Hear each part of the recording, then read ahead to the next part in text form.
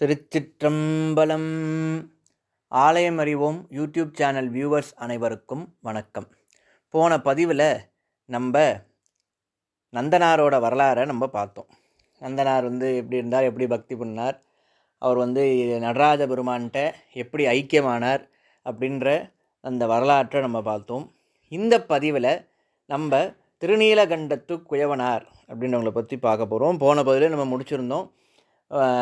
சத்தியத்தினால, இறைவன் மேல் செய்த சத்தியத்தினால தன் மனைவியே தொடாமல் இருந்த ஒரு பக்தரின் கதையை நம்ம பார்க்க போகிறோம்னு போன பதிவில் சொல்லியிருந்தோம்.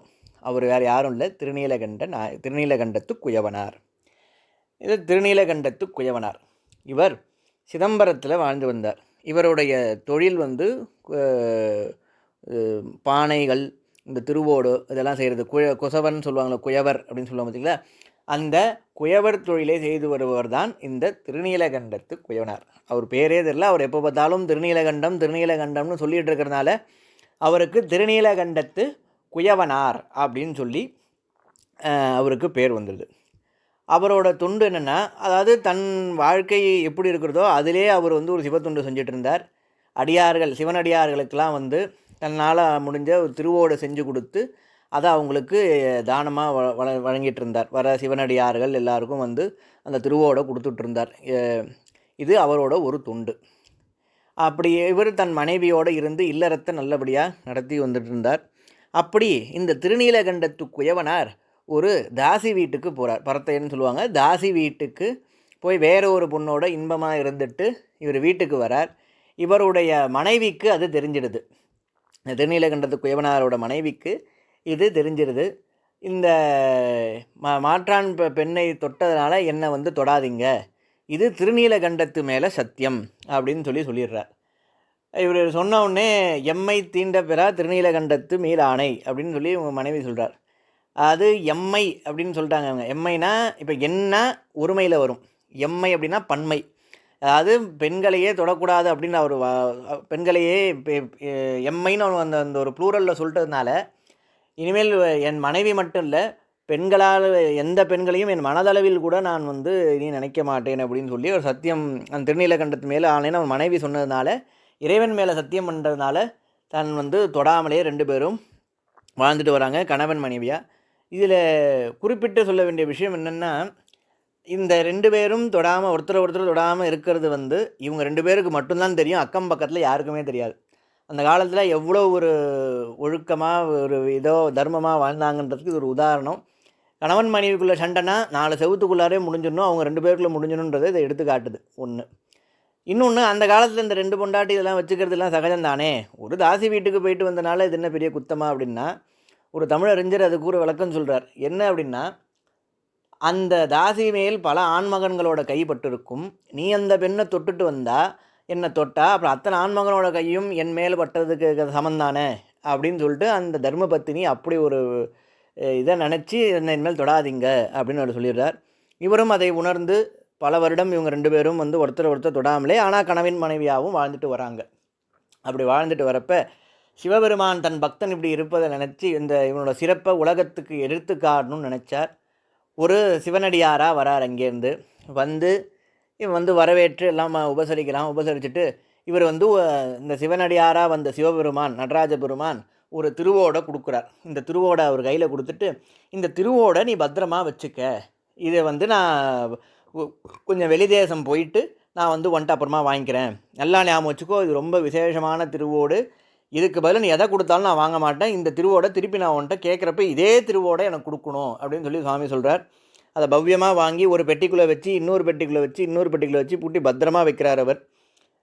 வருஷங்கள் ஓடுது. ரொம்ப வருஷம் கழிச்சு இவங்க ரெண்டு பேருக்கும் கிட்டத்தட்ட முதுமை வர ஒரு 50-55 வயசு இவங்க ரெண்டு பேருக்கும் திருநீலகண்டத்து குயவனாரும் அவர் மனைவிக்கும். அப்படி வரப்போ இந்த அடியார் வேஷத்தில் போன சிவபெருமான் திரும்பி வரார். என்னோட திருவோட கொடு அப்படிங்கிறார். இவர் தேடி பார்க்குறார், திருவோடு காணோம். சிவபெருமான் மாயமாக மறைய வச்சிடறார். அதை ரொம்ப பயந்துட்டே, சுவாமி என்னை மன்னிச்சிடுங்க, திருவோடு நான் தேடி பார்த்தேன் எங்கேயுமே காணும் அப்படின்னு சொல்லிட்டு ரொம்ப அதிர்ச்சியாக பதட்டத்தை சொல்கிறார். அப்படி சொன்னோடனே, இதுக்கு பதிலாக உங்களுக்கு நான் எத்தனை திருவோடு வேணாலும் பண்ணி கொடுக்குறேன் அப்படின்னு சொல்லி இந்த திருநீலகண்டத்து குயவனார் சொல்கிறார். ஆனால் இவர் ஒத்துக்க மாட்டேங்கிறார். யார்? சிவபெருமான் என்ன என்னோடய திருவோட திருடிட்டில்ல, இரு நான் ஊர் பஞ்சாயத்தை கூட்டுறேன்னு சொல்லிட்டு தில்லைவாழ் அந்தணர்கள்ட்ட இவங்கெல்லாம் போகிறாங்க. தில்லைவாழ் அந்தணர்கள்ட்ட போகிறப்ப இதுமாரி சபை பஞ்சாயத்தை கூட்டுறாங்க.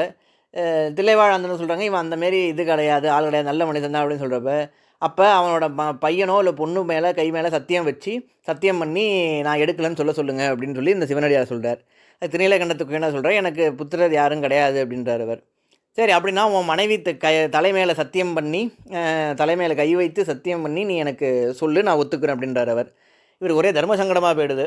இது என்ன, எப்படி நான் சொல்கிறது, கணவன் மனைவி 2 பேரும் ஒருத்தருக்கு ஒருத்தர் தொல்லைன்னா ஊரில் எல்லாம் நம்புவாங்களா, ரொம்ப ஒரு மாதிரி அசிங்கமாக இருக்காதா அப்படின்னு சொல்லிட்டு, இல்லை இனிமேல் நான் அவர் சத்தியம் பண்ணியிருக்கோம், நாங்கள் 2 பேரும் ஒருத்தர் தொடுறதில்லை அப்படின்னு சொல்லி சொல்கிறார். இந்த கதையெல்லாம் இங்கே விடாத அப்படிங்கிறார் சிவபெருமான்.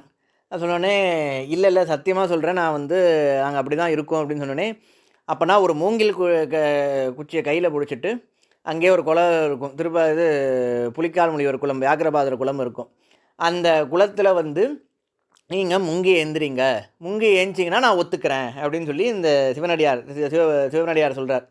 சொன்ன உடனே இவங்க 2 பேரும் 2 மூங்கில் குச்சியில் 2 நுனியும் பிடிச்சிட்டு ஒரு தடவை முங்கி எந்திரிக்கிறாங்க. ஏஞ்சா இவங்களோட இளமை திரும்பி வந்துடுது. இந்த அடியார் காணும். என்னன்னு பார்த்தா ஆகாயத்தில் சுவாமி ரிஷபாரூடராக காட்சி தரார். இதேமாரி நீ சத்தியம் பண்ணதுனால நீங்கள் 2 பேரும் இதேமாரி ஒருத்தர் என் மேலே செஞ்ச சத்தியத்தினால இதாக இருந்தனால இந்த இளமையை உங்களுக்கு நான் திருப்பி தரேன் அப்படின்னு சொல்லிட்டு இளமையை திருப்பி தந்து வாழ்க்கையை அனுபவித்து என்னோட சேர்வீர்களாக அப்படின்னு சொல்லி நடராஜ பெருமான் அனுகிரகம் பண்ணுறார். அப்படி அந்த அனுகிரகம் பண்ணி எல்லாரும் சுவாமியை வணங்குறாங்க. காமத்தை விட்டு கட்டிய மனைவியாக இருந்தாலும் இறைவன் மீது ஆணையிட்டதற்காக தன் மனைவியை தொடாமல் இருந்தால் திருநீலகண்டத்து குயவனார். அதனால தான் சுந்தர பெருமான் அவரை முதல் அடியாராக வைக்கிறார். காமத்தை வென்றவனுக்கு தான் முதலுது, திருநீலகண்டத்து குயவனாருக்கடியேன்னு முதல்ல சொல்கிறார். அப்படி அவர் இருந்த இடம் இன்னும் இருக்குது. அவர் முழுகி எஞ்ச குளம் இன்றைக்கும் சிதம்பரத்தில் இருக்குது. இளமையாக்கினார் குளம் அப்படின்னு இருக்கும். அந்த குளத்துக்கு எழுத்த மாதிரியே இளமையாக்கினார் கோவில் அப்படின்னு இருக்கும். அதாவது இந்த திருநீலகண்டத்து குயவனாரையும் அவரது மனைவியையும் இளமையாக்கியதனாலே அது இளமையாக்கினார் குளம் அப்படின்னு சொல்லிட்டு இன்றைக்கும் சிதம்பரத்தில் இருக்குது. எல்லாரும் போய் அவசியம் தரிசனம் பண்ணுங்க. இது ஒன்று.